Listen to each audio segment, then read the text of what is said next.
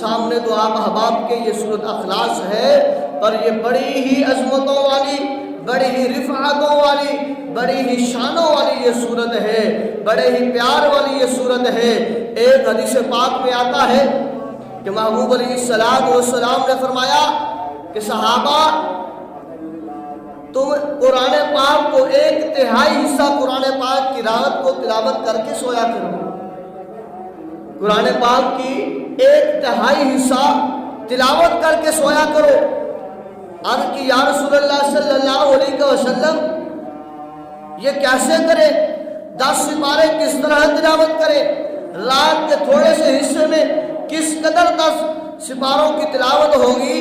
تو محبوب علیہ السلام نے فرمایا جو بندہ رات کو 1 مرتبہ سورت اخلاص پڑھ کے سوتا ہے، میرا خدا اس کو 1 حصہ قرآن پاک کی تلاوت کرنے کا ثواب عطا فرماتا ہے۔